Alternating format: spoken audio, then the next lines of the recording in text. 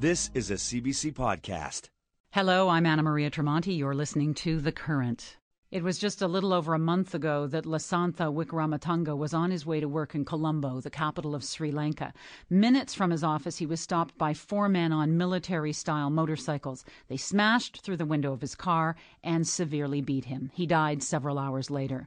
Lasantha Wickramatunga was the high-profile editor of the Sri Lankan newspaper The Sunday Leader. He had a long history of questioning and criticizing the Sri Lankan government.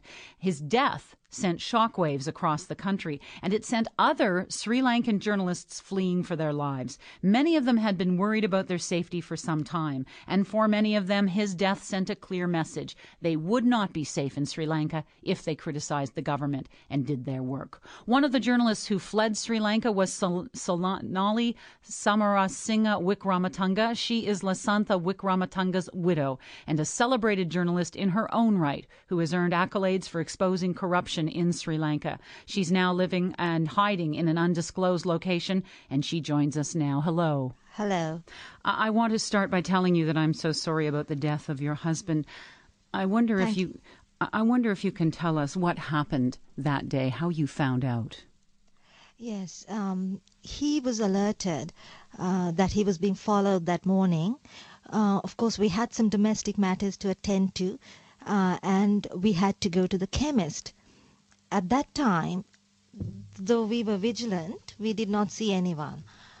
However, when we got home and parked the car, we saw two helmeted men dressed in black fatigues on a big black motorbike of the kind used by some units of the security forces, and it whizzed past our car.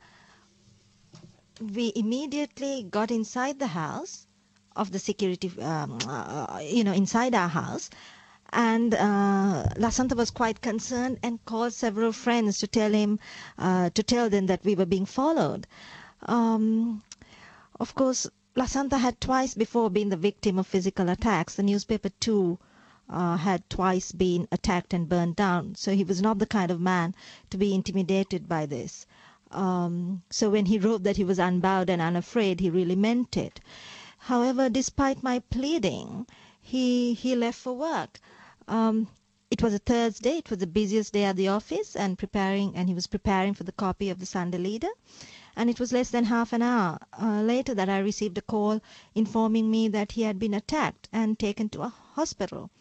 I rushed to hospital together with my sister and her husband, who are both doctors.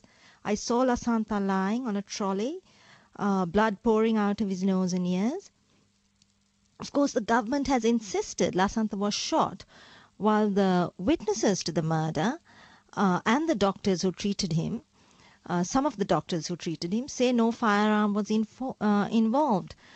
So according to eyewitness accounts and to accounts of injuries seen on Lasantha, as described by doctors present in hospital at the time, he was brought in. He seemed to have been viciously attacked with a sharp metal instrument that caused the fracture of his skull and at least left two deep wounds in his brain. So witnesses within just a few yards of the incident report hearing no gunshots and no bullets were found either in his head or in the car, and there were no exit wounds in his body. The police know this. They have a description of the murder weapons, yet despite over a month having passed, they have not published a description of the weapon or call for information from the public, except all they have done really is to arrest the people who stole Lasantha's mobile after the murder. And you can guess why the government is so anxious to have that phone, for in it are the records of many of Lasantha's sources. You married him only 2 months before he was killed. Yes, that's right. What were those 2 months like for both of you? It was perhaps the most carefree and happy that he has ever been, because we happened to in our personal lives we had planned many trips abroad. We had planned to go and meet his parents in Canada, and we were going out more and really sort of giving a lot to our relationship.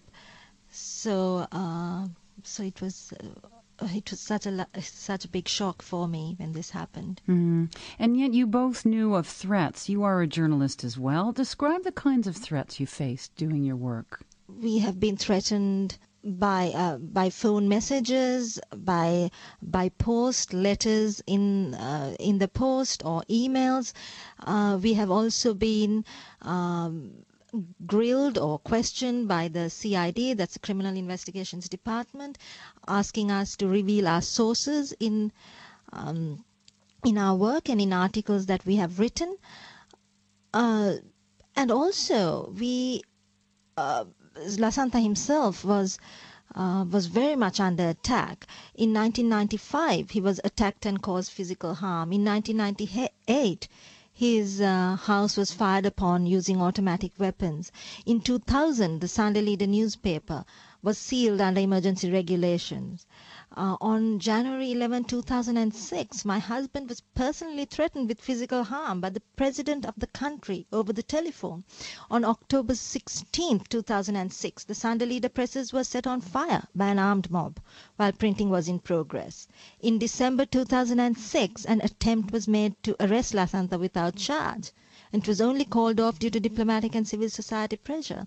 So in the course of the past several years, Lasantha was the victim of physical assault, shooting, and twice we had our presses attacked and burned down. And how did that affect the way you lived your life, the way you did your work? Did it make you more determined? Did it make you look over your shoulder all the time?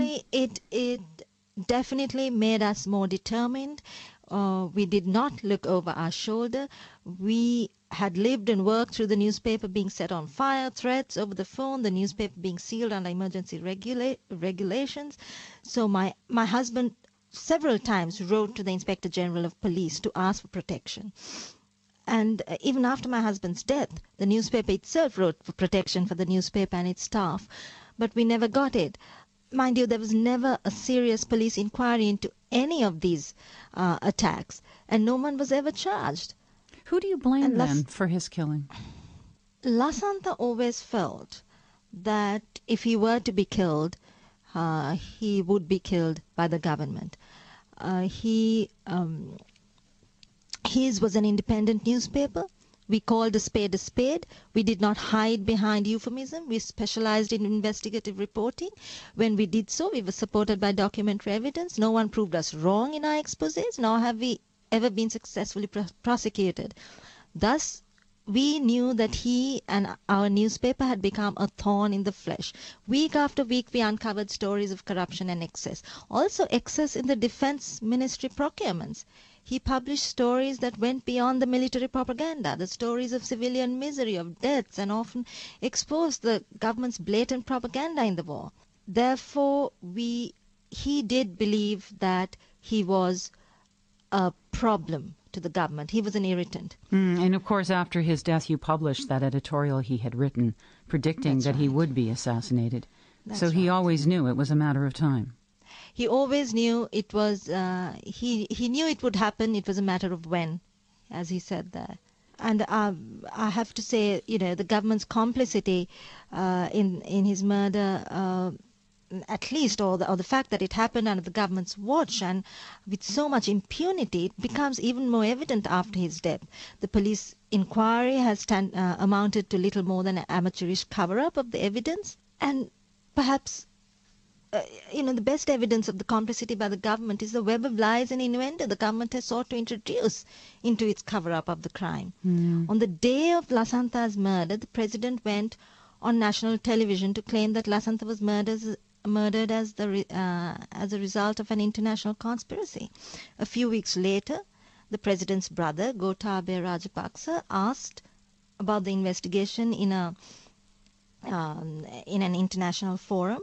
A television interview, giggled almost hysterically while asking, who is Lasantha? Why is he so important? He was just someone writing to a tabloid. And this is the man under whom the entire police comes. What is the message you think this sent to the officers inquiring into the murder, even if there has been a proper inquiry in the first place? After his killing, you left. Tell us more about the effect that his death has had in Sri Lanka. I